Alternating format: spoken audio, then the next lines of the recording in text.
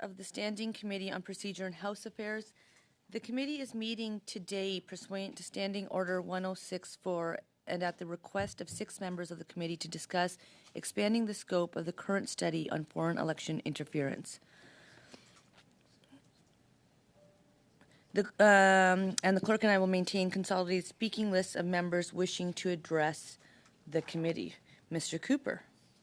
Madam Chair, I would like to bring forward a motion, and so at this time I will have it distributed in both official languages.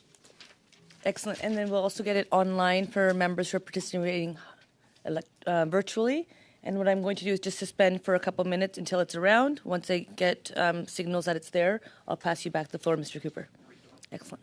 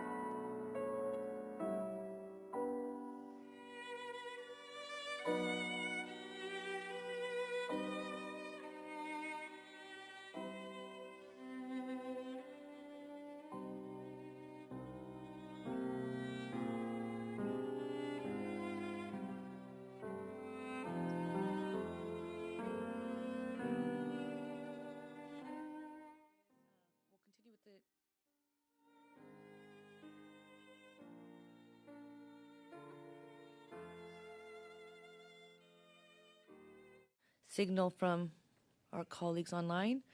Perfect. Thank you so much. Mr. Cooper, back to you. Chair, I will first read the motion into the record.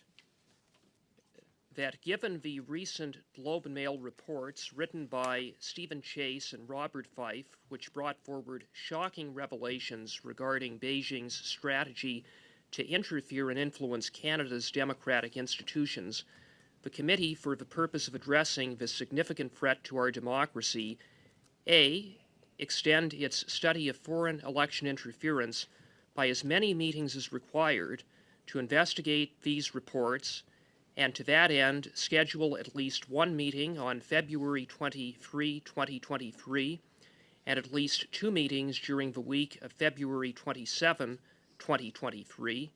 B, invite senior officials from the Canadian Security Intelligence Service, the Communications Security Establishment, the Royal Canadian Mounted Police, Elections Canada, including the Commissioner of Elections Canada, the Security and Intelligence Threats to Elections Site Task Force, the Critical Elections Incident Public Protocol CEIPP panel, and the Privy Council Office to testify on these reports. C, invite Katie Telford, Chief of Staff to the Prime Minister, to appear along for a 2-hour meeting. D, invite the Honourable Melanie Joly, Minister of Foreign Affairs, to return to testify on these reports. E, invite the Honourable Marco Mendicino, Minister of Public Safety. F, invite the Honourable Dominic LeBlanc, Minister of Intergovernmental Affairs, Infrastructure and Communities, to return to testify on these reports. G, invite Jody Thomas, National Security and Intelligence Advisor to the Prime Minister. H, invite the Honourable Marc Garneau, former Minister of Foreign Affairs. I, invite the Honourable Bill Blair, former Minister of Public Safety and Emergency Preparedness. J, invite Vincent Rigby, former National Security and Intelligence Advisor to the Prime Minister. K, invite David Morrison, former Foreign and Defence Policy Advisor to the Prime Minister. L, hear each of the foregoing witnesses in public. And M, order the production of all memoranda, briefing notes, emails, records of conversations, and any other relevant documents, including any drafts, which are in the possession of any government department or agency, including CITE, CEIPP, any minister's office, and the Prime Minister's office, containing information concerning efforts by or on behalf of foreign governments or other foreign state actors to interfere in the 2019 and 2021 general elections, including the documents which were quoted in the Globe and Mail reports, provided that 1, these documents be deposited without redaction with the Office of the Law Clerk and Parliamentary Counsel in both official languages, and within 3 weeks of the adoption of this order. 2, the Office of the Law Clerk and Parliamentary Counsel shall promptly notify the committee whether the office is satisfied that the documents were produced as ordered, and if not, the chair shall be instructed to present forthwith, on behalf of the committee, a report to the House outlining the material facts of the situation. And 3, the Office of the Law Clerk and Parliamentary Counsel shall make as few redactions to the documents as is necessary to protect the identities of employees or sources of Canadian or Allied intelligence agencies, and as soon as reasonably possible, provide the redacted documents to the clerk of the committee to be distributed to all members of the committee. Madam Chair, that is the motion, and I bring it forward to expand the scope of the study that this committee is undertaking with respect to foreign election interference in light of the shocking Globe and Mail report last week written by Stephen Chase and Robert Fife, that is reportedly based upon their review of CSIS documents that reveals that a sophisticated strategy on the part of the CCP, the Chinese Communist Party, to interfere in the 2021 election. The Globe and Mail report characterized the Chinese Communist Party's interference campaign in the 2021 election as, quote unquote, an orchestrated machine. The report of the Globe and Mail indicates that this sophisticated strategy, this orchestrated machine on the part of Beijing to interfere in the 2021 election had two overriding objectives. The first was to see that the Liberal Party was reelected with a minority government, and secondly, that certain conservative candidates deemed unfriendly to Beijing be defeated. According to the Globe and Mail report, a CSIS report quoted an unnamed Chinese Communist Party consulate official as saying, quote, "The Liberal Party is becoming the only party that the PRC can support," end of quote.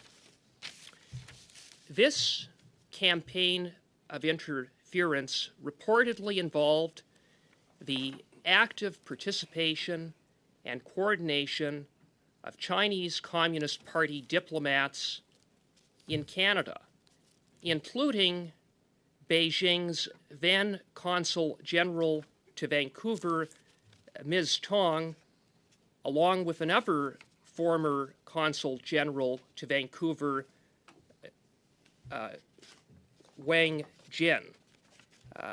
According to the Globe and Mail, CSIS characterized the activities of Ms. Tong and Mr. Wang as being involved in an effort to, quote, discredit, that they were involved in efforts to discredit and to rally support for the Liberals and to target conservative candidates and to work to see those candidates defeated. And that Ms. Tong and Mr. Wang, among other methods, used CCP proxies to achieve those objectives.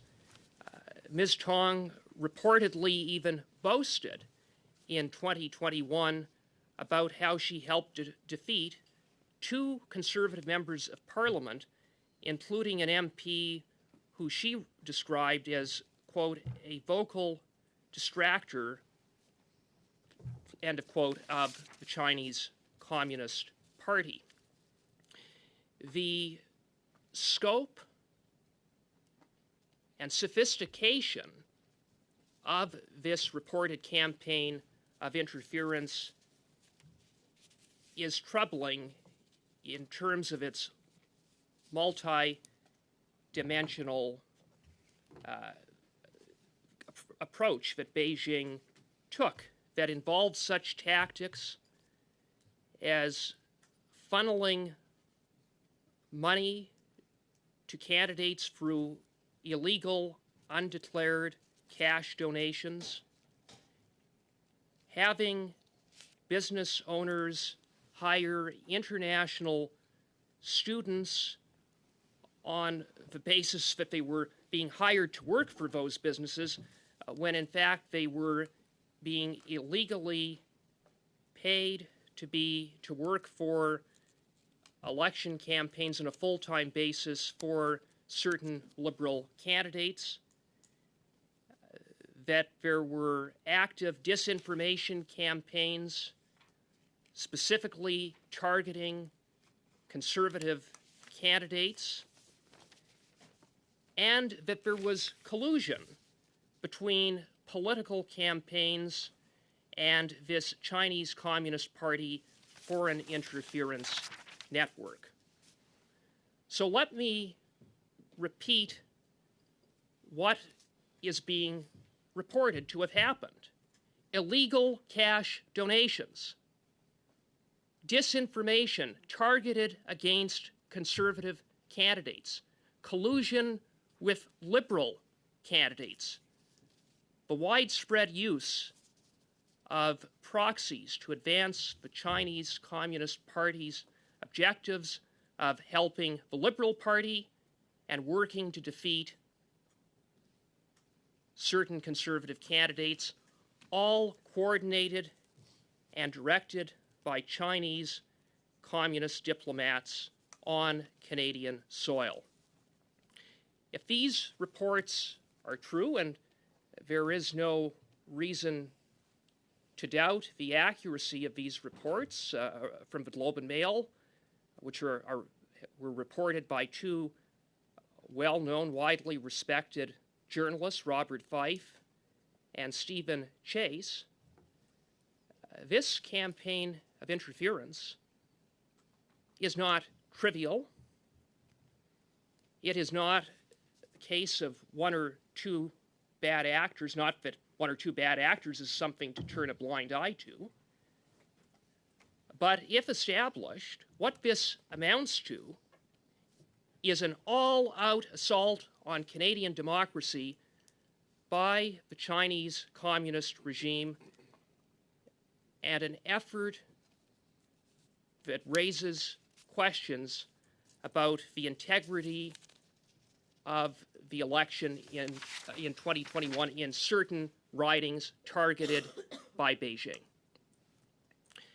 This should alarm every Canadian, and it most certainly should alarm those who are entrusted and have responsibility to protect Canada's democratic institutions, including the Prime Minister and his ministers.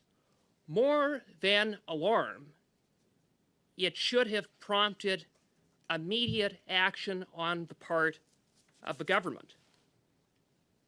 But that did not happen, and 18 months, more than 18 months after the 2021 election, there is no evidence that any action has been taken by this Liberal government.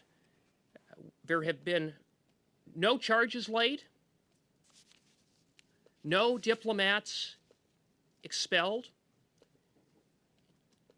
The Conservative Party and Conservative candidates that were targeted by the Chinese Communist Party were not informed about this campaign of interference, that they were targets. Instead, they were kept in the dark, including by the government's election panel, the very panel that this government pats itself on the back for establishing, kept these candidates in the dark. And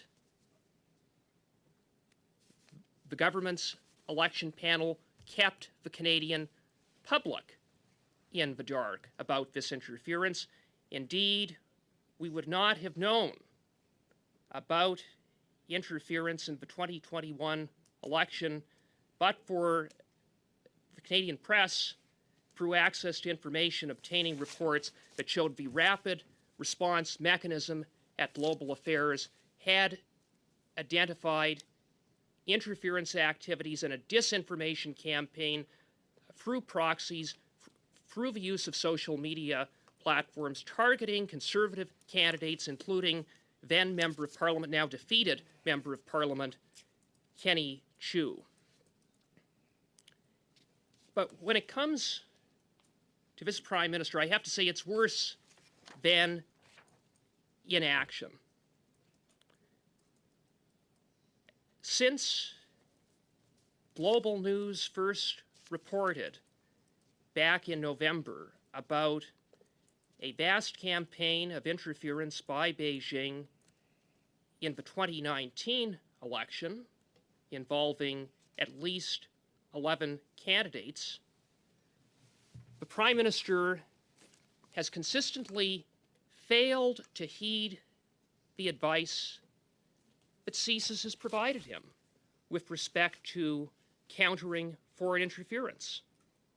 Advice that the Prime Minister received, for example, in a CSIS memo dated January 21st, 2021, that advised the Prime Minister as follows, that, quote, Canada can make use of a policy that is grounded in transparency and sunlight in order to highlight the point that foreign interference should be exposed to the public and clandestine practices are not equivalent to public diplomacy, end of quote.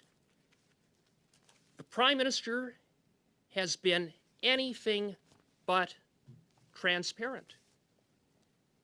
He has refused to answer basic questions about what he knows about Beijing's interference in the 2019 and 21 elections and when he first learned of that interference. He has deflected and engaged in political spin using, among other things, carefully crafted language, such as saying that he was not briefed about candidates receiving money from China, even though, based upon the briefing document that Global News reported back in November, no one was alleging that candidates receive money from China as if Beijing just writes a big, fat check to individual candidates, but rather what is at issue is a reported vast campaign of interference in the 2019 election campaign, and now a vast campaign of interference in the 2021 election campaign. The Prime Minister, again, using carefully crafted words, talks about how the last two elections were not compromised, as if to say that anyone is alleging that those elections were compromised. That's a very different question than what appears to have happened, which was interference targeting certain ridings and certain candidates. The fact that the overall result of an election was not compromised does not negate the fact that there are serious issues of interference that may have had an impact on the outcome of the election in certain ridings. Canadians deserve to know why, in the face of this reported vast campaign of interference by Beijing, the Prime Minister and ministers in his government continue to obfuscate and downplay the seriousness of this interference and have failed to take any meaningful action to protect our democracy against this serious threat. It seems as if the Prime Minister is content to turn a blind eye to this interference because this interference benefited the Prime Minister and the Liberal Party. And so, in the face of the obstruction, the non-answers, the lack of transparency on the part of the Prime Minister, we have put, and in light of the very shocking new facts that have been reported about what happened in the 2021 election, it's important that in order to get to the bottom of election interference, that this committee expand the scope of its study, call in responsible ministers so that they can be asked questions, so that they can be held accountable, and so Canadians can learn what Canadians deserve to know, and that is about the scale and scope of Beijing's interference in the 2021 election campaign, and also to work to ensure that interference of the kind that has been reported, or any interference for that matter, is not repeated in future elections. And so I hope that this committee will move forward to pass this motion so that we can, as expeditiously as possible, expand the scope of the study and hold hearings. Thank you, Madam Chair. Thank you, Mr. Cooper. Just so we're all on the same page, I have Mr. Berthold, followed by Ms. O'Connell, followed by Mr. Fergus. If there's anyone who wants to be added, Madame Gaudreau, just give me a signal. Mr. Berthold. Merci beaucoup, Madame la Présidente. Merci à mes collègues. Thank you, Madam Chair, and thank you to my colleagues for your presence here during break week. I'm convinced you already had a lot to do with your constituents, but you decided to attend this urgent meeting to discuss political interference in the 2021 elections. Madam Chair, in the past few months, there's been alarming reports in the media. First of all, in November 2022, Global News reported that Prime Minister Trudeau had been advised by national security advisors that the Chinese had influenced the 2019 elections. The Prime Minister and his cabinet, according to this article, was informed that a network of 11 campaigns had been targeted by Beijing. When we questioned the Prime Minister about this, first, as is his habit, he attempted to defer attention to all dictatorial regimes that interfere in Canada. He cited sources saying that elections had not been compromised in 2019 or 2021. And then he accused the Conservatives, and he denied that he'd been informed. Then he threw responsibility for what was happening on the nonpartisan committee made up of senior officials that have to decide when interference information is to be made public. That's the pattern that the Prime Minister has followed since the first revelations of November 2022 on Global News on foreign interference, and the first signals and alarms. They weren't the first. They were the first who clearly said that the Prime Minister had been advised of this situation.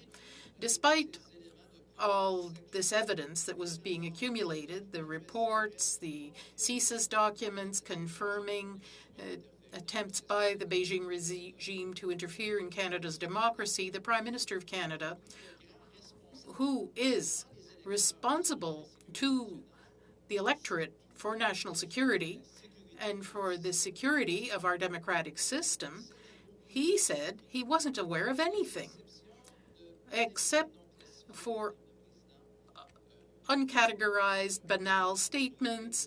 He said he has regular security briefings, but he didn't go any further, no more details.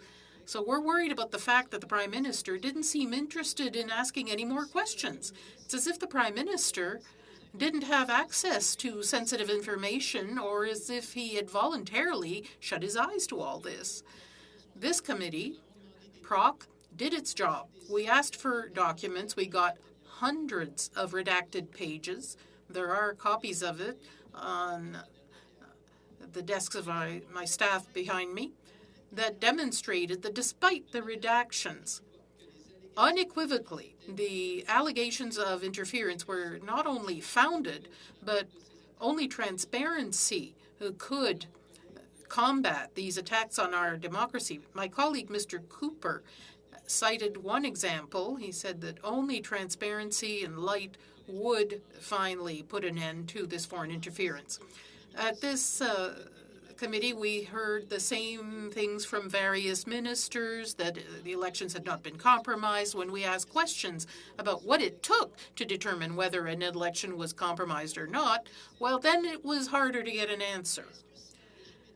If a foreign regime, such as the Communist Party of China, changes the vote of a single Canadian, is that sufficient?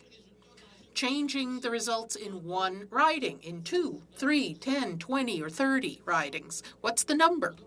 We didn't get an answer to that question, which is very important. security services all said they had investigated and submitted a report to the responsible parties. That is, this committee of senior officials who decide whether foreign interference should be made public or not. But after having heard a lot of testimony from colleagues who talked to candidates, neither the public nor the candidates concerned were warned that they were the targets of an intensive campaign of interference by the Chinese Communist regime. Despite all these red flags, nothing, I repeat, nothing was done to signal to Beijing that Canada would not tolerate interference in its democracy. Did not call upon the ambassador, did not expel any diplomats, nobody was arrested, no bills to identify these foreign agents. Absolutely nothing was done. Despite all these reports and all these alarm bells, it's as if Canada had sent this message to foreign powers that want to interfere in our democracy. Come on over. You have nothing to fear because we keep our eyes tightly shut. That's at least the message said by liberal politicians and seemed to have been well received by the Chinese Communist regime that did it even worse in the 2021 elections. That brings me to today's meeting. Troubling, shocking, worrisome revelations published by the Globe and Mail that indicate that not only did the Chinese Communist regime continue in its attempts to interfere, but it refined its methods.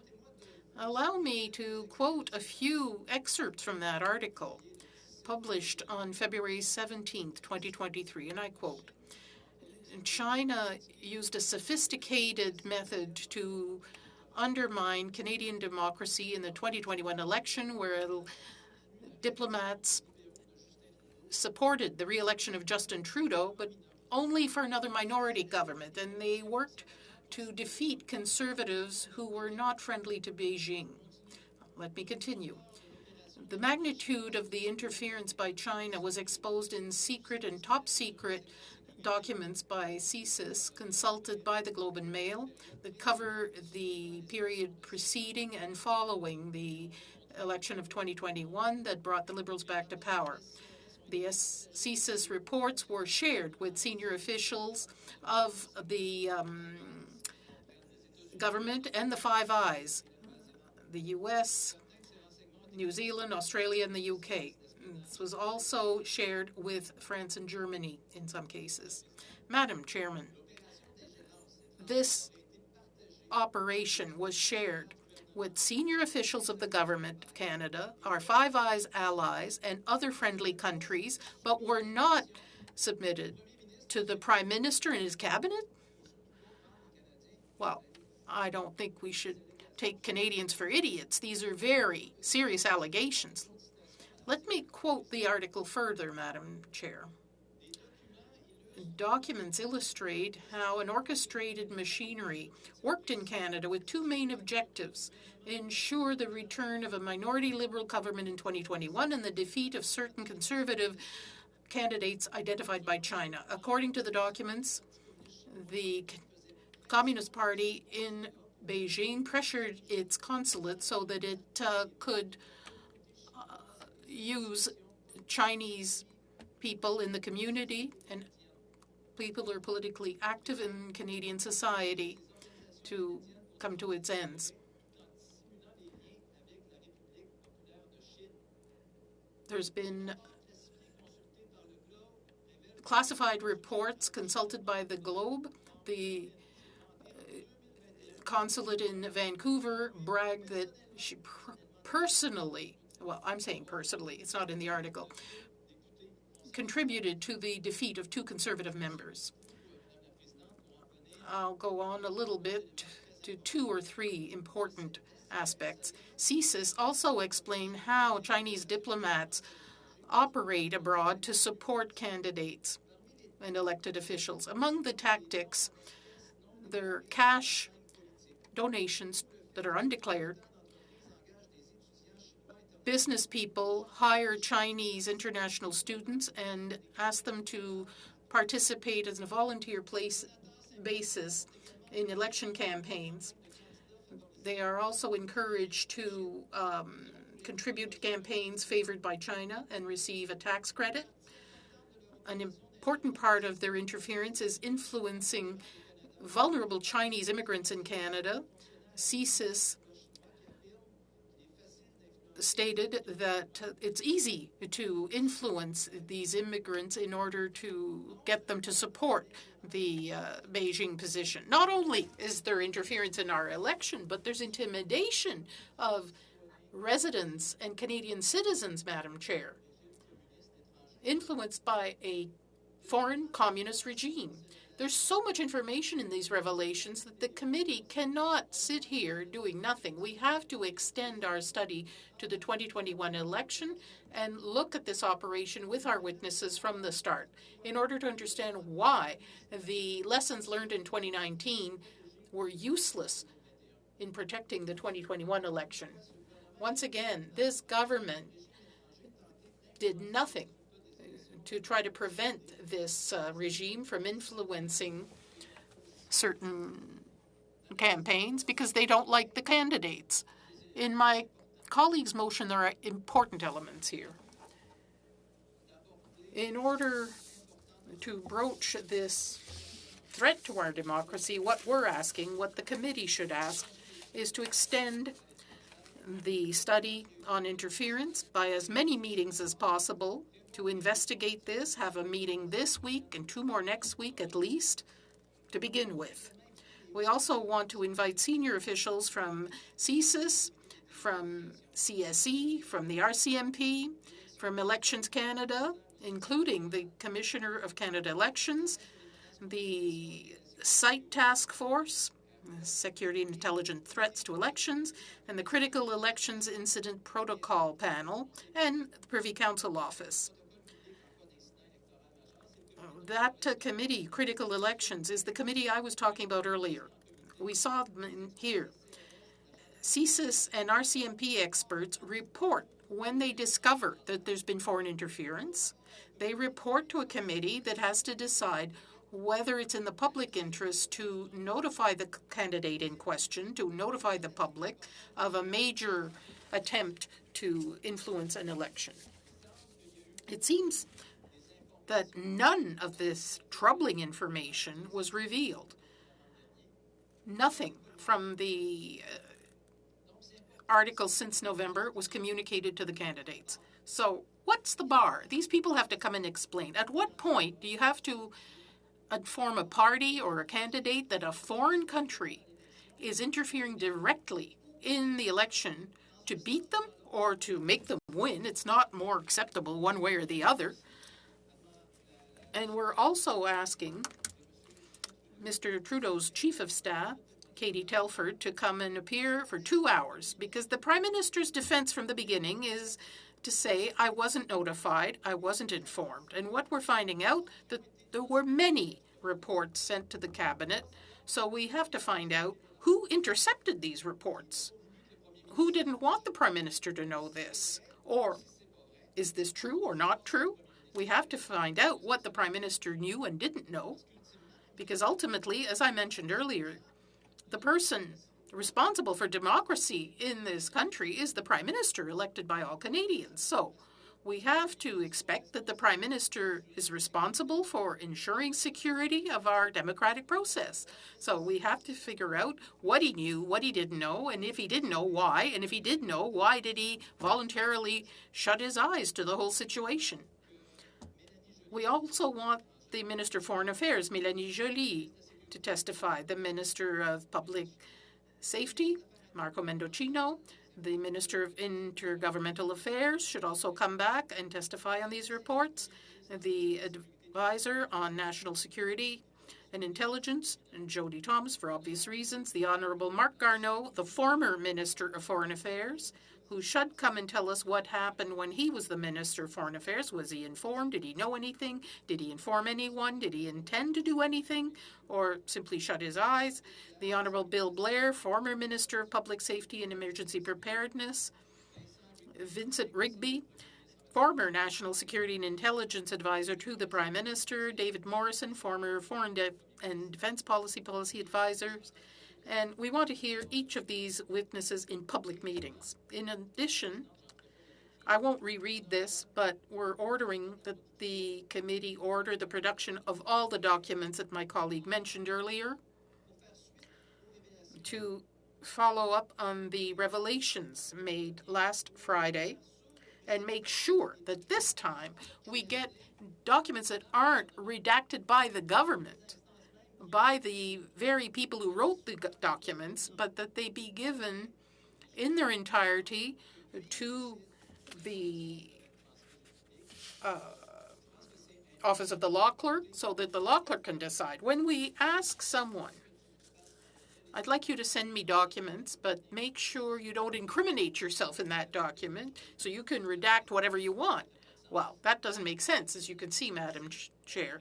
For the future of our democracy, we deserve transparency. It's not just the Conservatives saying this. We heard that from all the witnesses, just about, who came from all the security agencies. They all agreed when the time came to say, what should we do? First of all, transparency. We have to be aware. We have to know. And we have to make it known that we won't tolerate this. That's why these documents are so important. The future of our democratic system is at play. If we can't send Beijing the message that such interference is unacceptable, it'll happen again. The lack of transparency by the Prime Minister and his lack of concern for this scandal means that it contributes to undermining Canadians' confidence in their democracy. With this voluntary blindness or hiding the facts, the Prime Minister seems to like the fact that the Liberals were the flavor of the day for Beijing, regardless of the candidate or party. Any foreign interference has to be denounced whenever it's known, and those responsible must be pursued and even expelled from the country. We have to understand what happened if we want to work toward a solution. That's why we're here today, to try to determine how we will shed light on this and how we will prevent this kind of thing from happening again. That's why it's important to hear these witnesses, all the witnesses that are on this list that we read earlier. I hope that all parties will support this motion so that we can shed light on this and avoid a repetition of this kind of activity in Canada. It's particularly important to do it now because let me remind you that this is a minority government held in place by a coalition. All minority governments have an expiry date, which is not necessarily the date in the Election Act.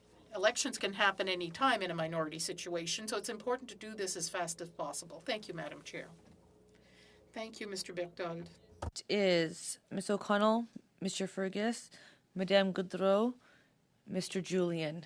I'm going to just note the sound of this room and how nice it's been so I can hear these important comments, and I would expect the sound level is going to stay the same as I pass the floor to Ms. O'Connell. Thank you, Madam Chair. Thanks for the opportunity to speak on this.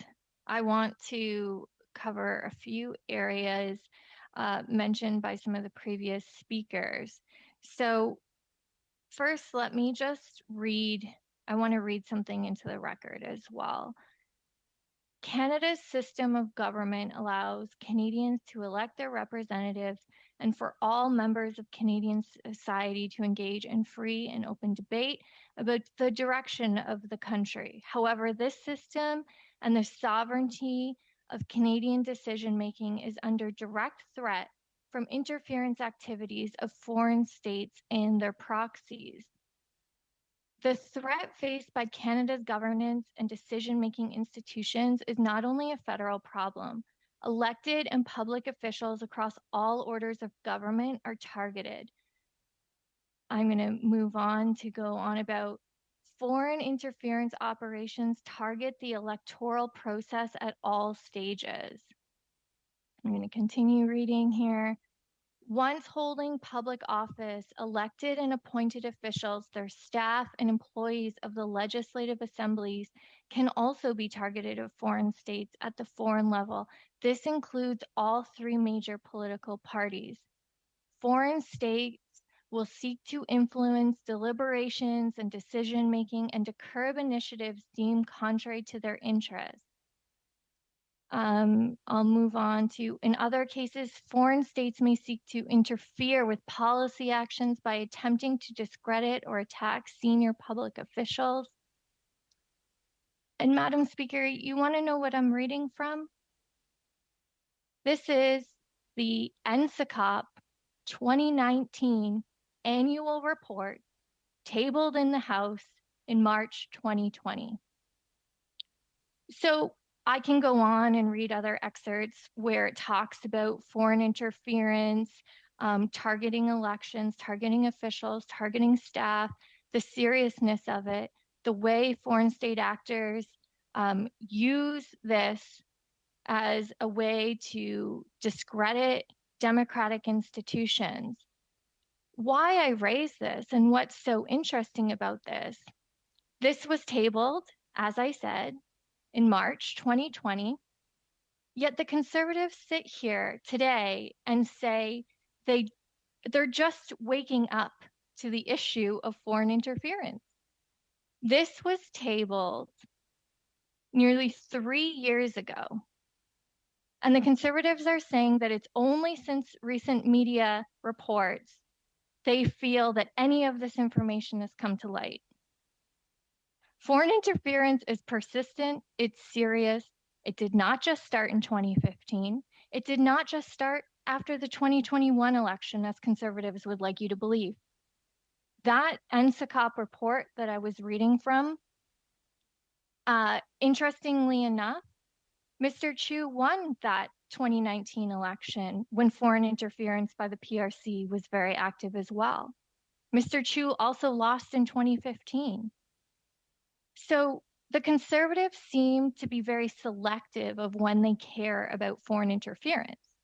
And that is after they felt an election was lost. Meanwhile, and they talk about transparency.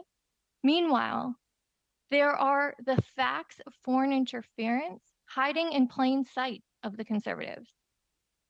The information that has been reported in the media is extremely serious, but it's something that has never been denied by the fact that these reports have been tabled in the House of Commons. This is sadly not new information. The only thing that's new is the Conservatives, I guess, are not happy with the other business that PROC is doing, and they simply want to only talk about this because they have one candidate in particular that they feel this has been affected by. But foreign interference isn't about one candidate or 11 candidates. It's about Canadian institutions.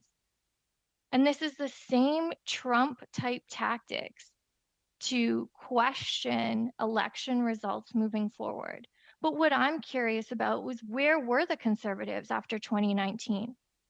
Where were they in 2020, 2021? And now they're raising it in 2023? This information has been tabled time and time again. It's something that all Canadians should be united about and nonpartisan about making sure our institutions are strong. But it only seems to be topical when Conservatives feel that it's to their political benefit. Mr. Cooper spoke about, or I can't remember which Conservative now said it, but talked about, why didn't the Prime Minister say something during the election that this was happening? This is precisely why the Critical Election Task Force was created. Do you really want the issue of foreign interference to be a decision of a partisan member? I know as a candidate in 2015, I wouldn't have trusted Mr. Harper to come forward to talk about foreign interference. Oh, wait, he didn't. He didn't talk about foreign interference, even though this is not a new phenomenon. This is a phenomenon that we're seeing in several countries. In fact, if you continue to read the NSICOP 2019 annual report, you'll read excerpts from New Zealand. about the issues of foreign interference. So while the Conservatives want to blame everything on Justin Trudeau, the fact remains we have an opportunity to uphold our democracy, uphold our democratic institutions.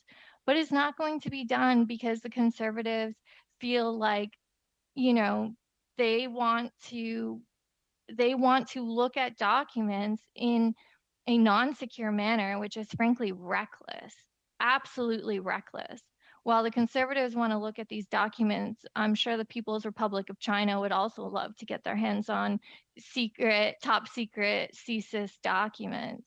But the Conservatives just want to continue this in a way that's unhelpful, in a way that doesn't actually strengthen our institutions.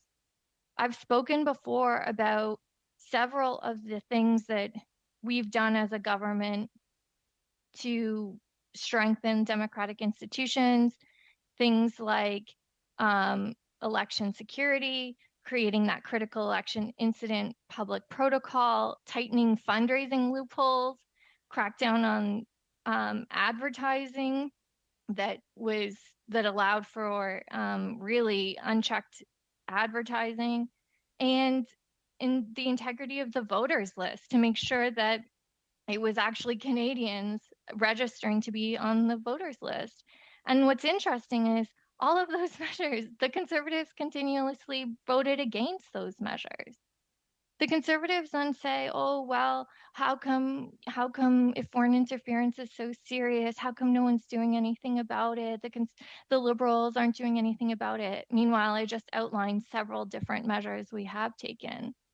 But in addition to that, the Minister of Democratic Institutions, Minister of Intergovernmental Affairs and Infrastructure, in his mandate letter in 2021, December of 2021, it specifically says the Prime Minister is asked that continue to lead an integrated government response to protect Canada's democratic institutions, including the federal electoral process, against foreign interference and disinformation, working with domestic and international partners. You will also lead efforts to consider the interplay between technology and democracy. So once again, it's the Conservatives who are just waking up to this issue. Now, are there ways that we can improve that, as clearly it's been noted in the minister's mandate letter, there are things we still need to do on this file. I think that's important work for PROC. I think that's important work for all parliamentarians. In fact, I would welcome some of those recommendations. I'm sure the minister would as well. We started to talk about a foreign registry with some witnesses. What are the other ideas? But the suggestion that nothing has been done, we've never spoken about foreign interference, we deny that it exists for some partisan benefit, is ludicrous. It's ludicrous because you don't even have to believe me. All you have to do is look at the record, look at what was tabled in the House before the 2021 election. Look at the minister's mandate letter. We have been talking about foreign interference and the fact that it's a very real threat. And we put in place measures, like I said. Now, some can say, well, it's not enough, or the threat has changed, or it's more pervasive in one way or another. I think anybody realistically in this space will recognize foreign interference, the threat, even from media, disinformation, will continuously change. And so I think no government is going to be able to just say, hey, we did everything we need to do and like everything is secure, we never have to look at it again. I think that would be naive. But I've sat through this study, and many members on this committee have been, I think genuinely trying to get information on the record from witnesses about how can we make improvements in securing our electoral institutions and make sure that they remain free and fair. But that's not what this motion talks about. This motion is once again a fishing expedition by Conservatives to, they weren't successful previously. And that's the irony. They said, we need these people to come and appear. Well, you've had Minister LeBlanc, Minister Jolie, you've had CSIS, you've had site committee reps, you even had Mr. Judge, who actually oversees and reviews the critical election process to say, like, was it working, was it not? And again, some could say there needs to be improvements. These are relatively new measures being put in place to kind of monitor the foreign interference and how best to handle it in a nonpartisan way. So I get that there could be suggestions to make improvements to those mechanisms or to those policies. We've heard, in terms of that, the election, the parties have had access to that critical election committee or site committee with top security clearance to allow them this information. Maybe we can make improvements to that. I don't know, but that's not what the Conservatives have been pulling out of witnesses. And by recalling witnesses again, I mean, that's what this committee is going to do. I would love to have a report at the end of all of this that says, here are some key areas where to continue to strengthen democratic institutions, here's what you need to do, or here's some things the government should seriously consider. But that's not what we hear. Time and time again, it's this partisan hack type stuff being thrown around that the prime minister has, closed his eyes. No, he has not. If he closed his eyes to foreign interference, it wouldn't be in mandate letters. If he closed his eyes to foreign interference, he wouldn't have spoken about it in the House. If it was some way to hide this and shove it under the table, you wouldn't see reports tabled in the House. It's just an issue of the Conservatives actually not really paying much attention to it until they felt that maybe it would benefit them in some way. I think that's dangerous for Canadians to go down this road because, like I said, we've seen our neighbors to the south and what happens when you start demonizing democratic institutions and when you start undermining their legitimacy. And I think that what we should also talk about too is if you want to even refer to Mr. Fife's recent article, one of the areas that I noticed Mr. Cooper didn't read out was that in his article, it also said CSIS Director David Vigneault told Mr. Trudeau that there was no indication that China's interference efforts had helped elect any of them, despite the consulate's attempts to promote the campaigns on social media and in Chinese language media outlets. So I think the question that is concerning for me is, do the Conservatives trust the boasting of a PRC representative, or do you trust the CSIS director? I know who I trust. I don't think representatives from PRC have Canadians' interest in mind. I don't think they sit around and talk about election outcomes because, they believe in holding up Canadians' democratic institutions. They want to rip our institutions apart.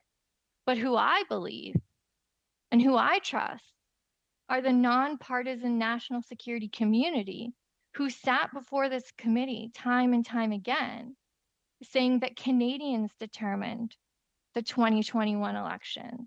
Canadians determined the 2019 election. That doesn't mean there isn't a pervasive threat. It actually means it's why we better get to work and actually deal with how do we strengthen democracy. So if we want to hold more meetings to discuss that, I'm all ears. But if we're just holding meetings to take partisan jabs at the Prime Minister, then I think all we do is undermine our democratic institutions. We do China's bidding by saying you believe the PRC representative and they're bragging over CSIS's director, over our national security community, when they have said that although foreign interference exists and is persistent, Canadians decided the elections. So I can go on and on, but I know there are other speakers, and so I don't want to take up all the time, but I think the point remains, and I really hope we get to a place where if we can continue in this study, but we do so with the mindset that we all agree foreign interference happens. It has continuously happened. It's not new to our government. It's not new to Canada. It is around the world. And that if we are going to come together as Canadians would expect, that we are doing so with moving forward on recommendations on how to actually strengthen some of these how can we make some of the measures we've put in place, how do we make them stronger? How do we add additional measures? What I noticed in the Conservatives motion, sorry, Madam Chair, I said I'm wrapping up, and I am, but what I noticed in the Conservative motion, there wasn't a request for other governments around the world. How are they handling this? There wasn't a request for democratic institution experts on how to strengthen our institutions. There wasn't a request for electoral lessons learned from France had serious issues. We all remember the US foreign interference on Russia. How come we're not hearing from experts on how did they strengthen? How did they move forward with recommendations? Why? Because Conservatives don't care about actually strengthening democratic institutions. They see this as a partisan issue. They're reckless with national security. You can see it in black and white in their motion asking for unredacted top secret documents in a public forum. But if we want to talk and, like I said, call in some of those witnesses about how other places are handling this and how Canadians, we can build strength and build trust in our institutions, I am all for it. But if this is just going to be some political, hatchet job of just personal attacks and not actually doing the work that Canadians expect, then I do think Canadians are going to see through that. I agree with the Conservatives on one thing. Canadians are not idiots, and they are going to see who are working to uphold institutions and who are looking to work like the American style politics of building mistrust in our democratic institutions for their own political reasons. So I'll leave it there, Madam Chair, and I look forward to finding a way how we can continue the study, but in a way that delivers some concrete recommendations of how to strengthen and how the government can move forward on strengthening. Thank you. Mr. Fergus? Monsieur Fergus? Merci beaucoup. Thank you very much, Madam Chair. I see that all my colleagues in all parties have something to say about this. I'll give my spot to Ms. Gaudreau. Perhaps you could add my name at the end of the list. Thank you. Ms. Gaudreau. That's fine. Thank you. Well, hello. Good afternoon to you. During this period when we must be accountable to our fellow citizens. And that is one of the reasons I'm here today, because I canceled a lot of appointments. I was told, yes, this is important. We are worried. We need transparency. We trust, or we hope that we will shed light on this here, so that in the future, we have the necessary means to allow, and I'm repeating this again and again, to make sure that our democracy is not affected. We've known for the past few years that trust is frittering away. That was my first experience in 2019. Here we are in 2023. And unless there's proof to the contrary, all the experts, the professionals, even other countries, have followed suit. Let me name Australia. You will understand why I name it. It was mentioned that there were many solutions. So I won't repeat all the statements we've all read, but it's important today to come to an agreement because we can't stop. We've had answers from senior officials, from different ministers, and through the media, we received information that we were not able to understand and take further and find solutions. So, of course, today we have an ironclad motion where there's a lot to do, seeking information that could help us. Not necessarily. The goal here is not to point the finger at anyone in particular, because when I hear the government and the official opposition, I know it's my trademark, Madam Chair, but if there is one person on this committee who's going to be nonpartisan, except for the interests of Quebecers, well, it's not a choice because we're not seeking power here. We're trying to find a solution. Because in the final analysis, as you know, Madam Chair, power is being autonomous. And right now, we can talk about sovereignty, but I extrapolate it in terms of democratic sovereignty. Can we tell our fellow citizens that we can guarantee that our democracy is airtight? I can't answer that right now. I have a lot of doubts. So, I have to agree that we should go further and look at this.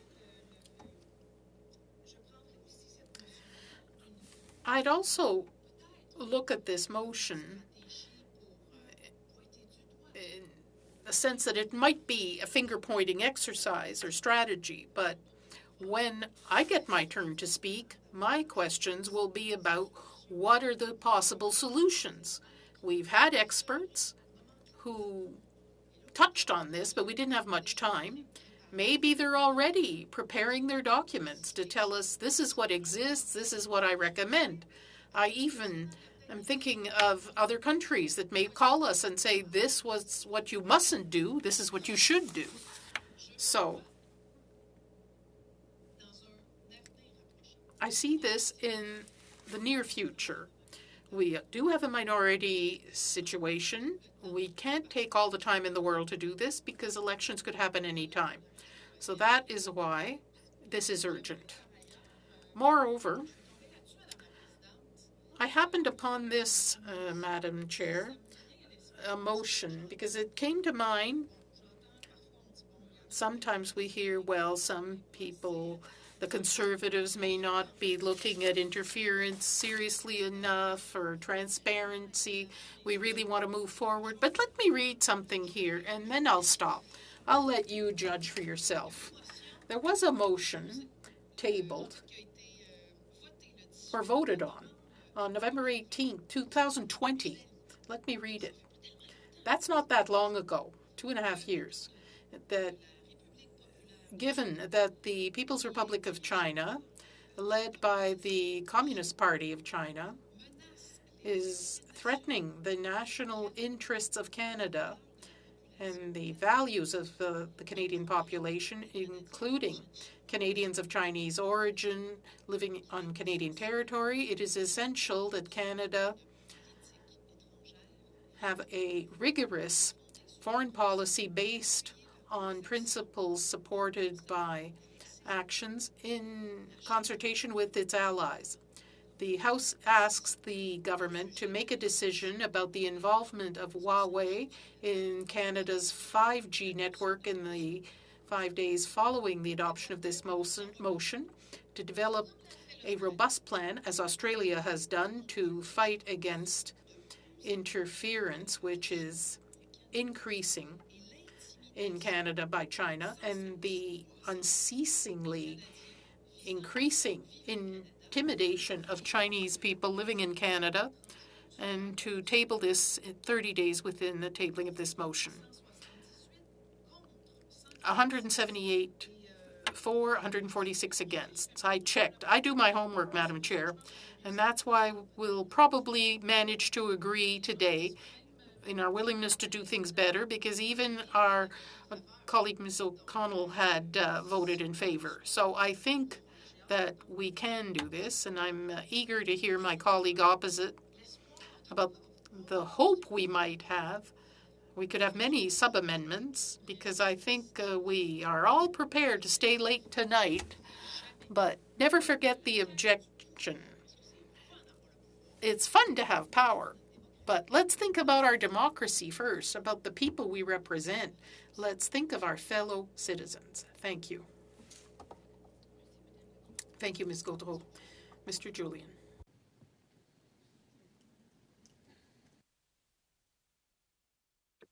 Merci beaucoup, Madame. Thank you very much, Madam Chair. I'm very pleased to be with you today. Ms. Blaney is someone who has a riding that reaches half half Vancouver Island. When she works with her fellow citizens, she is away from Wi-Fi and internet coverage.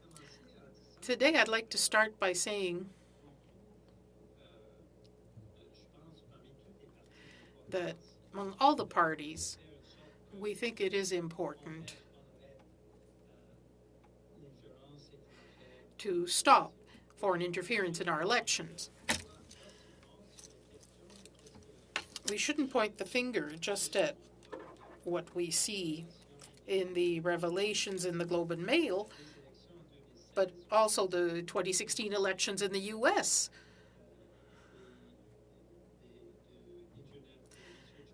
The involvement of the Moscow Internet Research Bureau. There was Brexit, too, where there was foreign interference. So that's something this committee must examine. There's no doubt about it. Now, having a motion that's this detailed,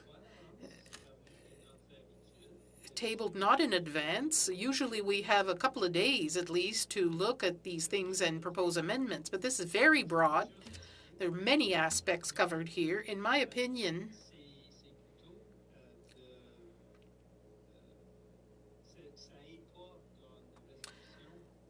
that doesn't help us solve the problem and figure out what we should do as a committee. I'd like to listen to Mr. Cooper and Mr. Berthold. They took up almost half the time of the committee just to present the motion.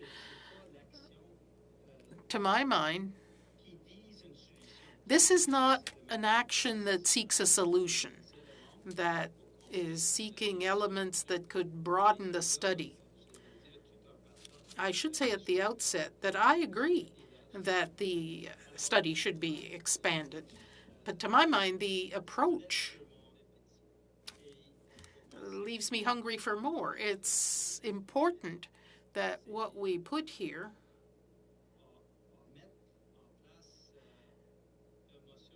is to put in place a motion to debate rather than to find a solution. I believe, as does Rachel Blaney, who is currently with her constituents in the north part of Vancouver Island, out of internet range. I believe very strongly that we have to crack down on foreign interference. And Trump's election in 2016, the Brexit that was pushed by conservatives. These are all cases that I think are illustrative of the importance of the issue.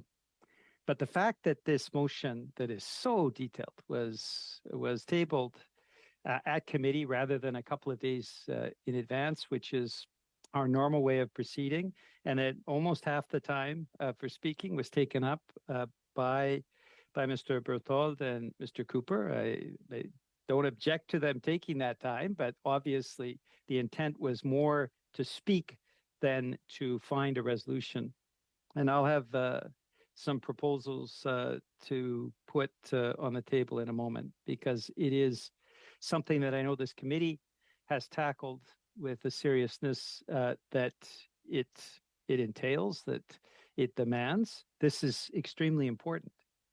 I was disappointed by Mr. Cooper because despite the fact that he speaks very eloquently, he neglected to point out something that I think is vitally important. And it comes from the Globe and Mail article, that Liberal and Conservative candidates were favored by Beijing, according to a national security source. This isn't an issue that is limited to one party. This is a number of parties, a couple of parties, both Liberals and Conservatives, where candidates have been targeted, apparently, by foreign interference. Now, Mr. Cooper didn't make the comments about how the Conservative Party has reacted to this. Were those Conservative candidates who were supported, according to the news article, the alleged support, were they elected? We don't know this. To what extent the Conservative Party headquarters has followed up to find out who those candidates are, we know nothing of that. But this is something that is of equal importance, I think. When you have two parties that have had candidates supported, it is something that we all must take seriously. And it shouldn't be a partisan finger pointing, because ultimately we all have a responsibility in making sure that our electoral system functions and functions free from foreign interference. So in this very long motion tabled at the beginning of the meeting, there are a number of elements that I support. First off, extending the study. I think that is something that we can all agree on. Additional meetings, no difficulty there. The size and scope of the Globe article demands that this committee, though I know it's a very hardworking committee, schedule those additional meetings. Whether that's next week or in subsequent weeks, I think that's a matter of discussion. But it is something that we certainly favor. As far as having the ministers back who testified previously with the new revelations, that is something that I support as well. And having foreign ministers is something that I support. Now, the extensive aspect touching on staff and documents, I don't feel that the motion deals with the document issue in the serious way with which it needs to be treated. And I find that unfortunate because of the length of the initial two speeches. I don't know if we'll have time to work through that today. And I caution on the issue of inviting staff. And I wanted to cite a number of people for the record, Madam Chair, if you'll permit me, around the issue of political staff, as opposed to having ministers being brought forward to testify. And I support ministers coming forward to explain what they did, what they knew, and what actions they've taken to ensure this never happens again. First off, I will read a quotation from a former House leader. Quote, "There is a clear case to be made that the accountability of political staff ought to be satisfied through ministers. Ministers ran for office and accepted the role and responsibility of being a minister. Staff did not." I'm quoting from Jay Hill, former Conservative government House leader. Secondly, another member, Mr. Speaker, we believe cabinet ministers are responsible for what happens in their names and responsible to Parliament. This is called ministerial responsibility and is one of the oldest traditions here in our country. The Liberal leader wants to do away with this tradition. Instead, he wants to import a foreign U.S. committee system that is used as a political weapon to bully, to intimidate, and to humiliate opponents, something that I believe should never happen. Ministerial accountability is the reason why cabinet ministers answer questions in question period, and it is why they appear before committees to answer for their offices. We hope that all opposition committee chairs will follow the rules and procedures. This is the member from Grand Prairie, Mackenzie, and the current Conservative Deputy Whip, speaking about the importance of not involving staff, but ensuring ministerial responsibility. And the third quote, I think, is something that is very germane as well to this conversation. The honorable member knows very well that for hundreds of years, the principle of ministerial accountability has been paramount here in the House and in its committees. And this member was speaking again in the idea of inviting political staff rather than ministers. That final quote is from the member from Carleton, who is currently the leader of the official opposition in the House of Commons. So conservatives have said very eloquently in the past that we should not have political staff brought forward, that issue of ministerial accountability is fundamental. And I agree with them. I agree with them on that. And so with this very extensive motion that was dumped on this committee with no notice, I would certainly say for the first four elements, I'm in support. For the treatment of documents, I find it is not up to the degree to which we need to treat documents of high sensibility that are related to national security. And as far as staff is concerned, I will go with numerous conservatives that have said very eloquently in the past that it is the importance of keeping ministers accountable, not staff, that parliamentarians should be directed to. I hope that the conservatives will be willing to work with other members around the table to find a workable solution. I find it unfortunate that the meeting has gone by and the first half of the meeting was speaking to the motion from the two conservative movers rather than working to find that common ground. But we, in this quarter of the committee room, take very seriously the issue of foreign interference, and we support fully a accounting of those ministers given this new information and ensuring that we extend the study as a committee to make sure that ultimately all of the recommendations lead to resolution, that we will have no suspected, alleged, or real interference in any future Canadian elections. Thank you. Thank you. Mr. Calkins, followed by Mr. Fergus, followed by Mr. Cooper.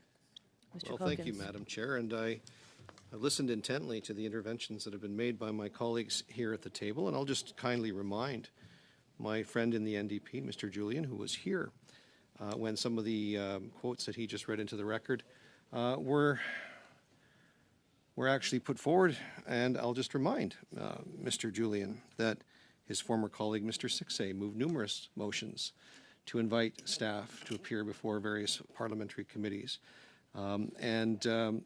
Even some of the staff that remain here at the Hill today. And I'm not going to get into the hypocrisy of the notion that's before us here. But there's one staff member on this motion, and it's Katie Telford, who is the Chief of Staff to the Prime Minister. There is no minister that she is accountable to other than the Prime Minister, who we have not asked to come before this committee in terms of ministerial accountability. We did not invite any of the other ministers' staff. We invited the ministers directly, Madam Chair. So to compare inviting staff like Dimitri Soudis and others who were not chiefs of staff to Prime Minister Stephen Harper in the previous administration, to inviting Katie Telford is simply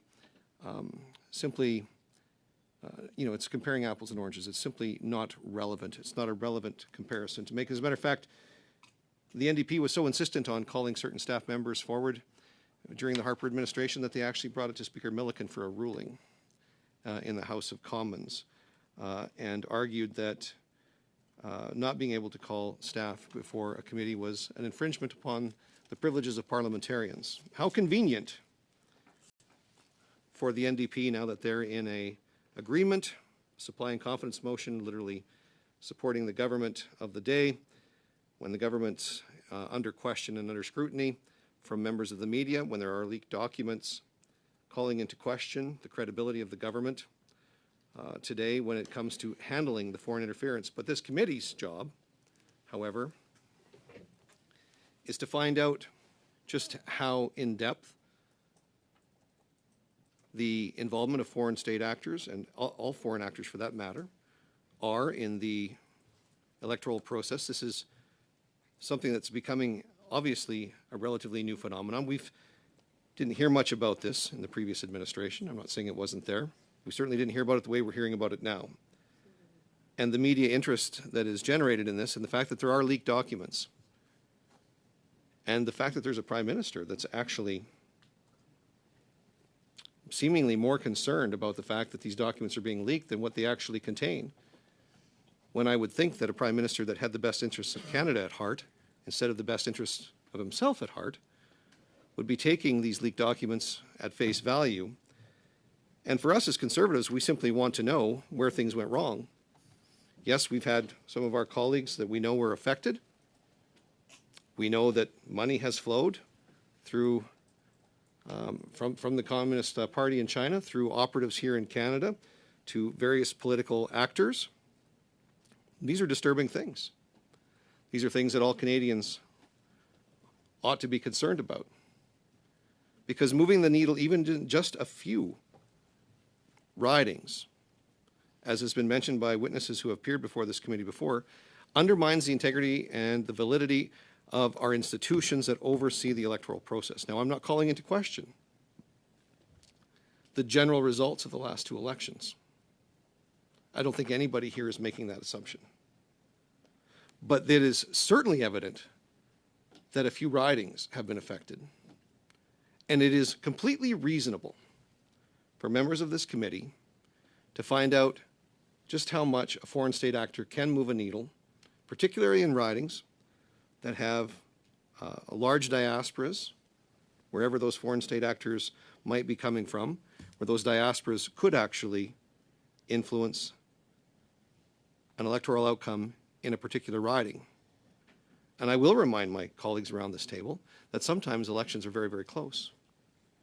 Sometimes the difference between a majority government and a minority government is less than 10 ridings. There's already 11 that are called into question just in the Toronto area alone in one of the two past elections. And the article by Chase and Fife and the leaked memo that Sam Cooper had put out a little while ago makes it very, very clear that somewhere along the line, if the Prime Minister and the ministers who have testified before this committee have said that they didn't know anything about these kinds of details, and there's a leaked memo that appears to have gone all the way to Michael Wernick, would have only got there by going through, and as a matter of fact, the article itself says that Katie Telford herself asked for these documents, asked for these reviews.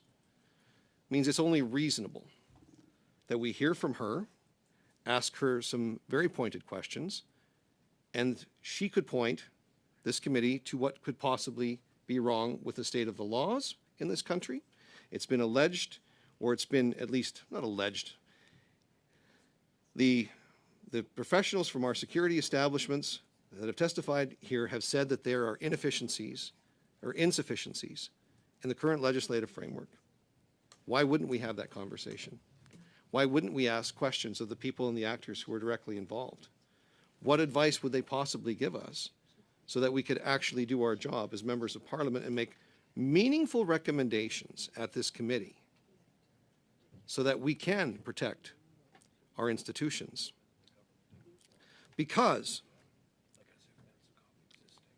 if we don't get this right, a problem which seems to be growing and getting worse as it goes along will only continue to get worse, and it will continue to embolden foreign state actors to continue to interfere in our democratic process. This is very alarming, Madam Chair. And I'll just go to the last line in the Global News story. One official who was not authorized to speak publicly called it inexcusable that Trudeau's office has yet to move forward with new laws despite years of interactive dialogue with senior intelligence officials regarding China's incursions into Canadian elections. The floodgates have been opened in the last 5 years. There have been ample evidence placed in front of the Liberal Party of Canada, and they've done essentially nothing. So if the government's not going to do something, then why doesn't this committee do its job? Why doesn't this committee have a fulsome, open debate in as much as it possibly can and make reasonable recommendations to to the government of the day, and if they continue to ignore this issue, the way it's being alleged, not by Conservatives, by Global News, by Fife and Chase, by Sam Cooper, these are the people that are making these observations. Just because Conservatives bring them to committee and take these matters seriously, it's not a reason to castigate or chastise or assume political motivation. I would assume that everybody that sits around this table is a patriotic Canadian and wants to see the best thing done for our country. So let's get to the bottom of it and let's invite the people. Our motion that my colleague Mr. Cooper has put forward is reasonable. It brings back to the table people that we haven't heard from or people that we have heard from, but we haven't heard from since new revelations have been made public, which is a justifiable reason to invite ministers that have already been here back. And it's also a justifiable reason to invite people who are former ministers with the same responsibility, and to invite national security advisors, both past and present, and to invite the Chief of Staff for the Prime Minister, who has been here supporting and advising this Prime Minister since he became the Prime Minister. Canadians deserve to know what their government did or didn't do, or isn't doing. Members of Parliament certainly should have the right to know whether or not the government is holding up its end of the bargain and if its actions actually match its words. Because from where I'm sitting, Madam Chair, there's only one of two possible rationales. One is the government knows, even though it won't expressly admit what it knows. It knows the level of severity of the interference in our democratic systems and has chosen not to do nothing, or even worse, Madam Chair, the government knows and made a calculated decision that it was in its net best interests to ignore the problem for political gain. And that is a very, very serious thing, Madam Chair, and it's something that Canadians ought to know. And the only way we'll find that out is if we do not amend this motion, and if we actually summon the people that are there so that we can get to the bottom of why, for the last two elections in Canada, foreign interference has continued to grow. And if we don't do the right thing, if we don't make the right recommendations to the government before the next federal election, one could only assume that these foreign state actors will even be more emboldened and will continue to expand their network of influence and undermine our democratic institutions. Thank you, Madam Chair. Thank you. Mr. Fergus? Merci beaucoup. Thank you very much, Madam Chair. I listened to all the comments from all parties with a great deal of interest. I must say, Madam Chair, my wife is a theologian. She always told me when she was studying, a text without context is a pretext. And when I listened to the comments, especially those of Ms. Gaudreau and Mr. Julian, I think it's very important that we establish a broader context to evaluate all the documents, all the allegations that we read in the papers, and make sure that Canadians are well served by our study here. I hope it will be a serious study, nonpartisan study, for all the reasons that were raised by colleagues, and because I think that, quite honestly, all members of Parliament, well, at least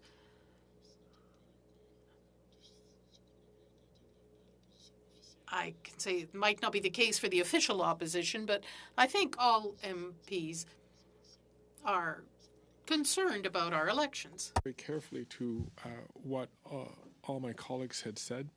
I was reminded of what my wife, who's a theologian, had learned in her studies that text without context is a pretext. It's important for us to have the proper context to evaluate what has been going on in terms of foreign interference, in terms of what we've been reading about in the newspapers, in terms of the materials having. Now, Madam Chair, truly, if it were truly up to me, I do think that the National Security and Intelligence Committee of Parliamentarians is the best place to get full access to unredacted documents. But I think that there is if I can sense that there is perhaps a consensus which is developing around this table. So I'm going to try to be helpful. I have sent to the clerk, Madam Chair, for distribution an amendment to Mr. Cooper's motion. And the amendment reads as follows, Madam Chair. That the motion be amended by deleting subparagraphs C, H, and I, amend subparagraph L to add the following after public, and I quote, and any other witnesses the committee members wishes to hear from, close quotations, and by replacing the words... I'm just going to, Mr. Fergus, je suis désolé. I'm just going to ask, the motion has just been, the amendment, as you've shared it with the clerk, has just been shared around so that you have it in both official languages for whatever your preference is to follow it. So Sophia has hit send, so everybody should have it in their inboxes. Yes, I see thumbs up, I see heads nodding. We're excellent. Je m'excuse, Mr. Fergus. À vous la parole. I'm sorry, Mr. Fergus, you have the floor. Okay, so to continue.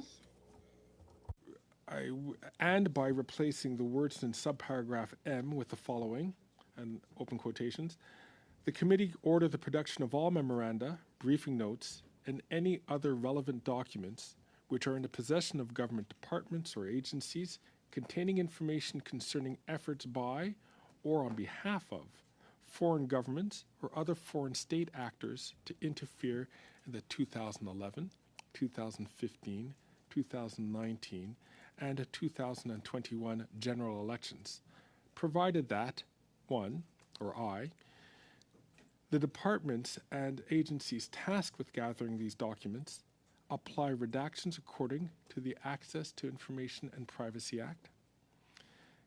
2, or II, these redacted documents be deposited as soon as possible with the clerk of the committee to be distributed to all members of the committee in both official languages. Je vais... Un instant. Just a moment. It's not working? The interpreters do not have the text of the motion, therefore it may not be accurate. We will share it in a few moments. That doesn't work if he speaks slowly. It's not a point of speaking slowly. It's a matter of accuracy. Circulated. Est-ce que vous avez la reçu? Have you? Yes, now she has it. Well, many members do have it because I'm getting thumbs up and I see it. Mr. Cooper does not have it. Let's just get us all together. The interpreters now have it. They just received it. Je le lis en français. Do you want me to read it in French? I think they asked for the French, and we have it.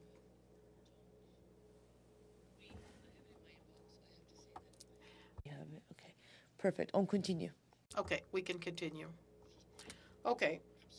To be totally limpid here, because as a Quebec MP, of course, language is so important to me and has to be respected here in the House, in Parliament. That the motion be amended by deleting subparagraphs C, H, and I, and amend subparagraph L and add after the following, after public, and any other witnesses the committee members wish to hear, unquote, and by replacing the words in subparagraph M with the following. The committee order the production of all memoranda, briefing notes, and any other relevant documents which are in the possession of government departments or agencies containing information concerning efforts by or on behalf of foreign governments or other foreign state actors to interfere in the 2011, 2015, 2019, and 2021 general elections, provided that 1. The departments and agencies tasked with gathering these documents apply redactions according to the Access to Information and Privacy Act. 2. These redacted documents be deposited as soon as possible with the clerk of the committee,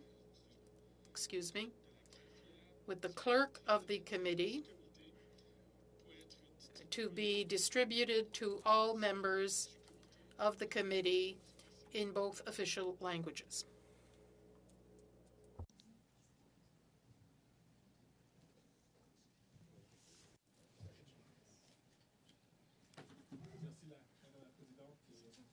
Inaudible. Les modifications amicables que Madame Gaudreau. This is a, perhaps Madame Gaudreau has a friendly amendment? We have an amendment on the floor, and I'm going to, just because of who I have next on the list, continue with this same list. If that's suitable, Mr. Cooper.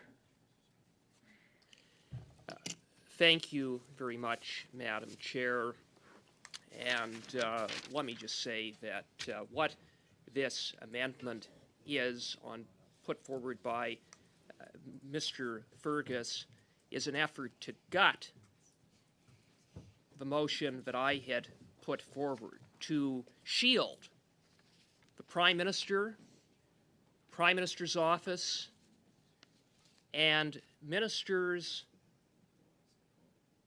in the government who were in relevant portfolios at the time of the 2021 election from accountability, from having to come here to tell this committee and through this committee to tell Canadians what they know about Beijing's interference in the 2021 election campaign. What we have is a gutting when it comes to the production of documents. I trust the law clerk to make redactions to protect national security. The parliamentary law clerk is someone who has a full national security clearance. He is independent. That, for Mr. Fergus, is a problem because a production process in which the law clerk is left in charge to independently assess issues of national security gets in the way of what Mr. Fergus, I believe, would like to do, and that is to cover up the inaction that the Liberals have taken in response to serious interference by Beijing. They would like to whitewash and hide from this committee material evidence and provide a production that leads to redactions like this or this. Or how about this? This. Here's liberal transparency.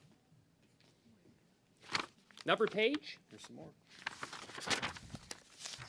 Or how about, here's some more liberal transparency for you. Another blank page.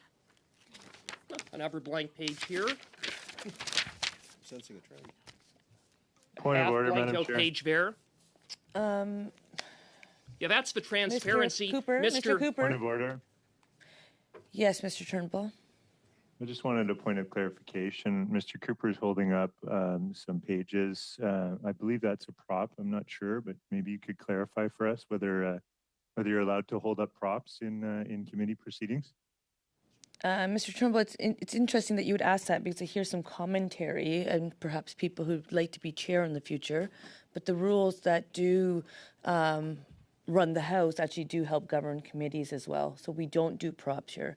Mr. Cooper, I do believe that we've had somewhat of a productive meeting, and I do believe that there is some agreement as to where this committee can go with the study that you state is important. And I think if we do genuinely want to find that spot, then we should try to land to that spot. So I just would say that, yes, I will provide the floor back to yourself, but I would really like to avoid having called points of order. We are people who are helping to govern a country. This is really serious stuff. So I'm going to pass you back the floor, and I know you know the rules better than most. So with that, Mr. Cooper. Thank you, Madam Chair. Page after page after page of blank pages in the way of production. That's the kind of production Mr. Fergus envisions with what he has put forward in his amendment. That's completely unacceptable. It doesn't do justice to getting to the bottom of what had happened, but it's par for the course with the Liberals. We have ministers who come before this committee and claim they know nothing. Nothing to see here. Everything was more or less above board. Oh, there was a little bit of interference, maybe. But, the Prime Minister, when he was asked about the latest allegations based upon the Globe and Mail's review of CSIS documents, was to say that there should be a hunting down of people at CSIS. That was what his reaction was. He was more concerned that this story was coming to light than expressing any concern about what happened. And what happened was a sophisticated campaign involving illegal cash donations, involving disinformation, involving collusion with political campaigns, and involving officials, diplomats in Canada. Point of order. Point of order. Mr. Julian? Thank you, Madam Chair. Mr. Cooper is filibustering when we should be voting. We have a motion before us. We have an amendment before us. We have 7 minutes left. I call the question. If the Conservatives are legitimately concerned, as we are, by the issue of foreign interference, they shouldn't be filibustering out this meeting. They should be allowing the votes so we can get going on extending the study and calling the witnesses. I think we can all function, guys. Guys, we can all function. We're all here as elected officials on a Tuesday of a constituency week. Opposition members chose to bring us here, so let's get this done. Mr. Cooper, back to you with the floor. With the greatest of respect to Mr. Julian, I'm speaking to a motion, an amendment to my motion that guts my motion, and explaining the problems with that. I think that's entirely necessary. But I would just ask, given that we are coming up close to 5 o'clock, if we could just suspend briefly for 2 or 3 minutes. We just want to review a few issues with respect to the amendment. I have somebody else on the speaking list. It's a question, so I'm going to, I appreciate your suggestion. I will get a sense of where the room's at. With that, I will go to Madame Goudreau. Thank you, Madam Chair. This will help me think about the amendment. I have a question about the amendment where it says I or one. we're talking about the law clerk's office versus the proposal before us. My question is this: what's the difference between the clerk, the law clerk? I'd like to know which is officially nonpartisan, where we'll get the correct information. I want to know legally.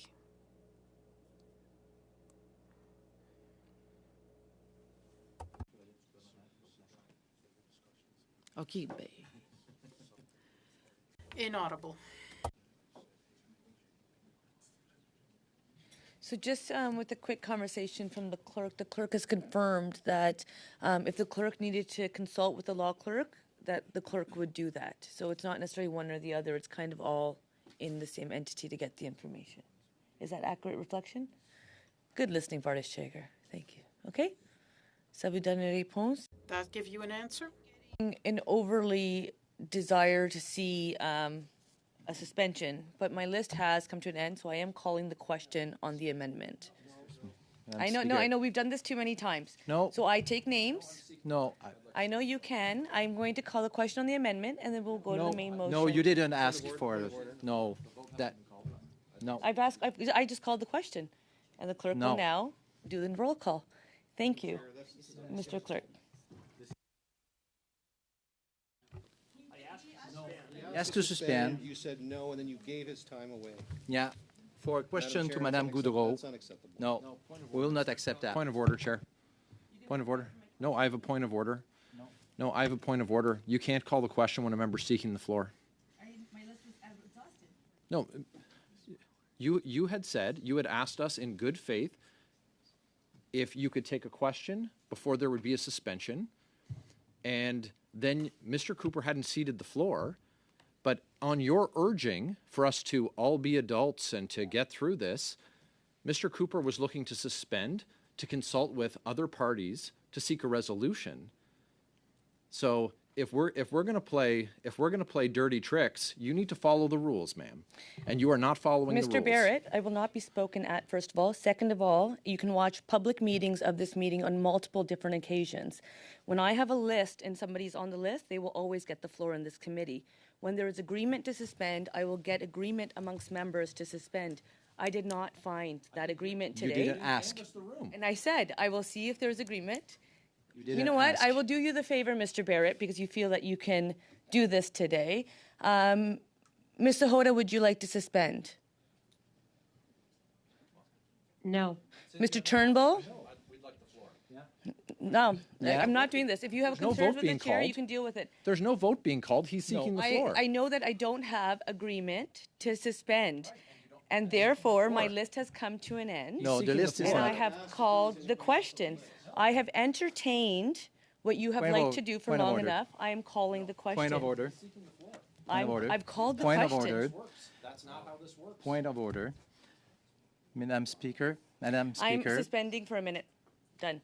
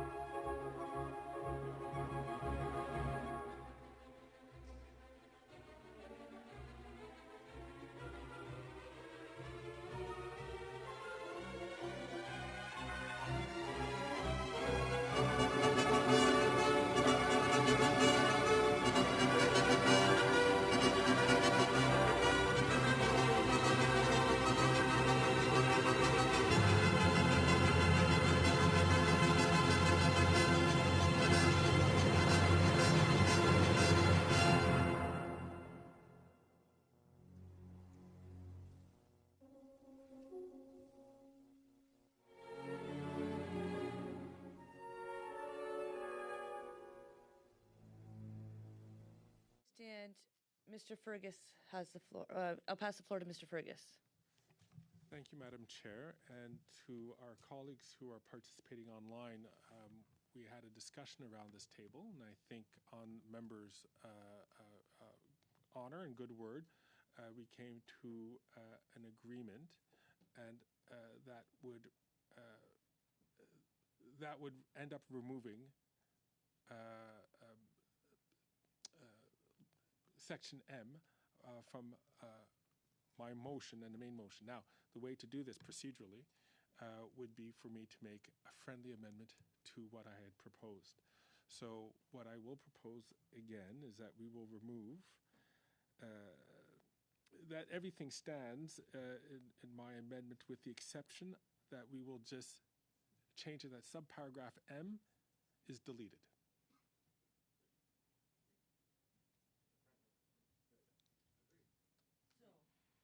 Since it is a friendly amendment to your own amendment, I'm going to call the question on this amendment with its friendly amendment. Okay? So the question is on Mr. Fergus's amendment with his friendly amendment. Madam Clerk. Thank you. Mr. Fergus. Ms. Demoff. Yes, in favor? Ms. Romanado. Yes. Ms. Sahota. Oh, it's not working. Mrs. Sahota, can you give us a thumbs up or down? Yes. Mr. Turnbull. Yes. Mr. Berthold. No. Mr. Calkins. No. Mr. Cooper. No. Mr. Barrett. No. Madame Gaudreau. Mr. Julian. Oui, yes. He's substituting for Mr. Fergus. 1, 2, 3, 4, 5, 6.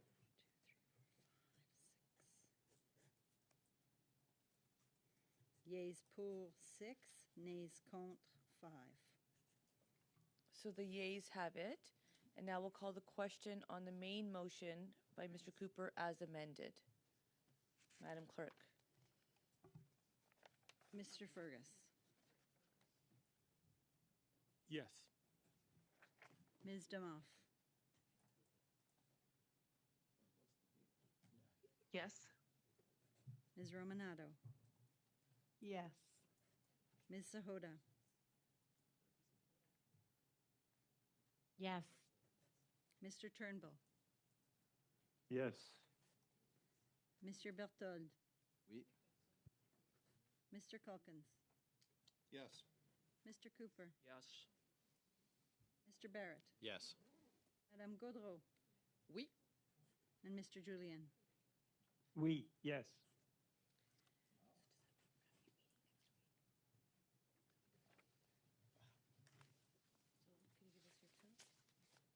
Oh, yes. 11 yeas and 0 nays. Excellent. So I'm thankful to all of you for finding a way forward, and I appreciate this. I will just note that within the motion as it has now passed with all support, there is meetings wanting to be scheduled the week of February 23rd and 27th. So as long as we can make witnesses happen and stuff happen, we will do our best. And the clerk is confident that we will try, but we will keep in touch with all members as to what is in the state of the possible and not. Okay? And I think we always provide that leniency and leeway, so we'll make sure there's ample notice provided. All right? With that, keep well and safe. Thank you so much. Meeting done. Adjourned.